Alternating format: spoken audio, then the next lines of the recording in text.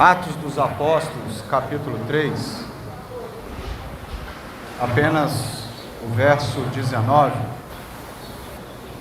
Arrependei-vos, pois, e convertei-vos, para que sejam apagados os vossos pecados, e venham assim os tempos do refrigério, pela presença do Senhor. Palavra de Deus.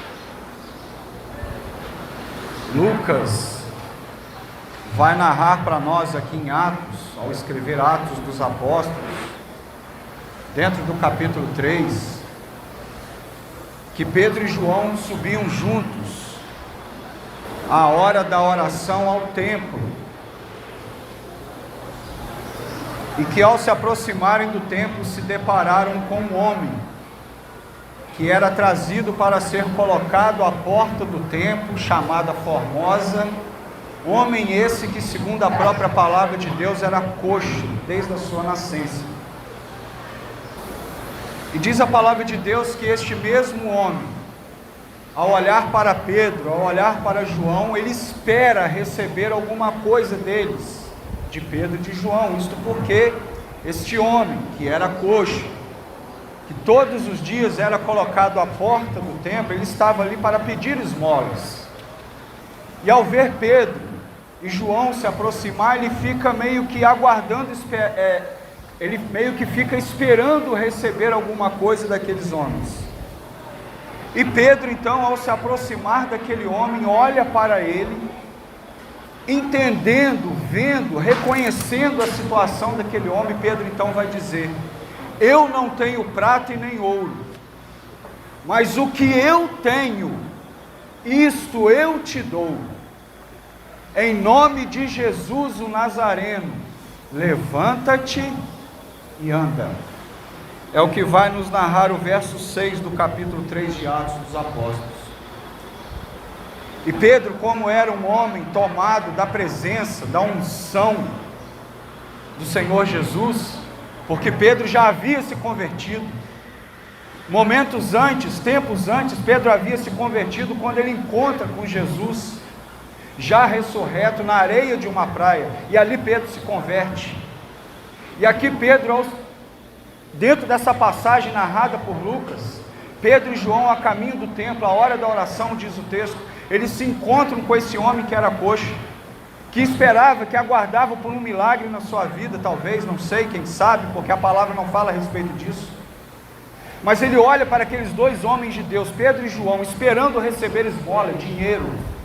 Ao que Pedro olha dentro dos olhos daquele homem e diz: eu não tenho prata nem ouro, mas o que eu tenho, isso eu te dou. Em nome de Jesus Cristo Nazareno, levanta e anda. A autoridade de Cristo que estava sobre a vida de Pedro fez com que de fato aquele homem se levantasse, fosse curado.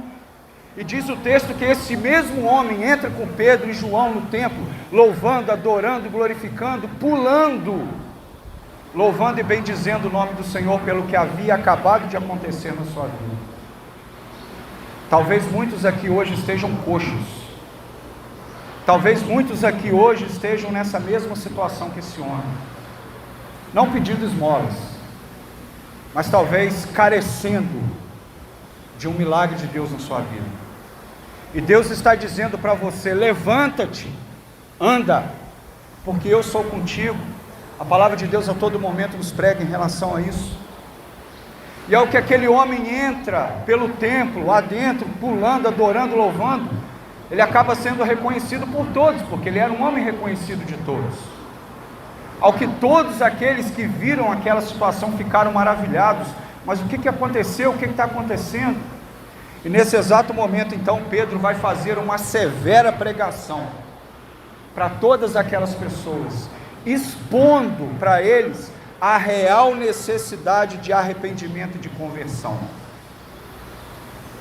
Ao olhar para a palavra de Deus, queridos, de Gênesis, Apocalipse, a palavra sempre vai nos ensinar algo, que o verdadeiro arrependimento vem da convicção do pecado na vida do homem, e essa convicção só se dá por meio da ação do Espírito Santo de Deus na vida desse mesmo homem. O arrependimento, ele tem que vir do coração, e uma vez que ele vem do coração, ele vai ser revelado na sua vida, para que os outros vejam através das suas práticas, através das suas escolhas, através do seu comportamento. Quem se arrepende dos seus pecados e dos seus maus caminhos e os abandona, porque arrependimento é isso. Arrependimento é reconhecer a real necessidade, aquilo que Pedro está pregando aqui dentro do capítulo 3.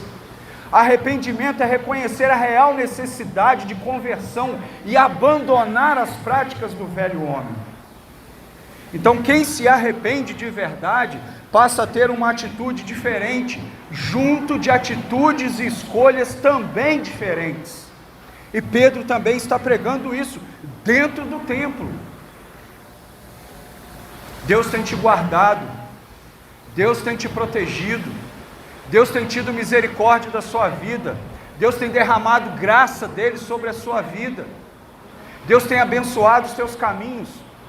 Como sempre falamos, o simples fato de você ter se levantado nessa manhã com vida e saúde e estar aqui para trabalhar, a enfrentar mais um dia de trabalho debaixo da bênção do Senhor, que assim seja, isso é prova do milagre de Deus na sua vida. Então Deus tem te guardado, Deus tem te abençoado, Deus tem te dado graça, Deus tem tido misericórdia de você, mas se faz necessário que você se arrependa, se faz necessário que você se converta dos seus maus caminhos.